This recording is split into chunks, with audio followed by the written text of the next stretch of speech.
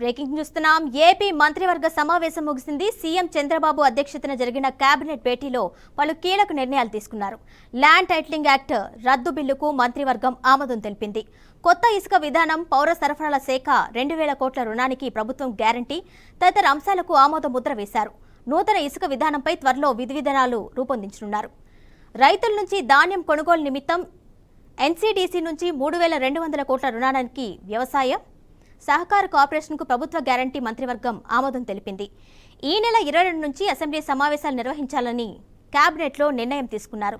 Table ఎజెండాగా మరికొన్ని అంశాలపై చర్చించారు. అధికారంలోకి వచ్చి నెల రోజులైన దృష్ట్యా పనితీరుపై సమీక్షించారు. ప్రజల నుంచి వస్తున్న అభిప్రాయాలపై సమావేశంలో చర్చించారు.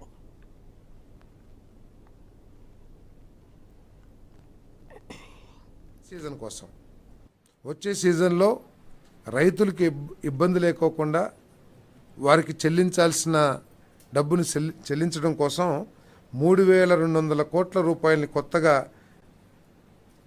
రుణం పొందేందుకు రాష్ట్ర ప్రభుత్వ హామీని కోరుతూ వ్యవసాయ సహకార శాఖ చేసిన ప్రతిపాదనకి రాష్ట్ర మంత్రి మండలి ఆమోదం తెలిపిందని చెప్పేసి నేను మనవి చేస్తా ఉన్నాను.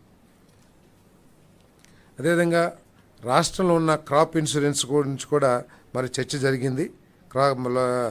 లోపభూయిష్టమైన గత 5 సంవత్సరాల్లో సరైన క్రాప్ ఇన్సూరెన్స్ విధానం లేకపోవటం మూలంగా రైతులు చాలా నష్టపోయారు.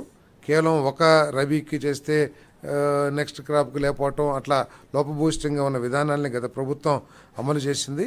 వీటన్నిటి మీద కూడా స్టడీ చేయటం కోసం మరి ఒక కమిటీ ఆర్థిక, పౌర సరఫరాలు, వ్యవసాయ శాఖ మంత్రులతో మరి ఒక అధ్యయన కమిటీని ఏర్పాటు చేయడం జరిగింది.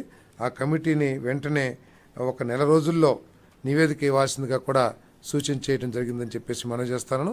మరి దీంట్లో ఇన్సూరెన్స్ విధానం, మరి అదేవిధంగా కొత్తగా మరి ఈ సీడ్ మేజ్ ఏదైతే ఉందో మనం విత్తనాలు, మొక్కజొన్న విత్తనాలు, ఆ ప్రొడక్షన్ నూజివీడు చాలా ప్రాంతాల్లో కూడా ఎక్కువగా ఉంది.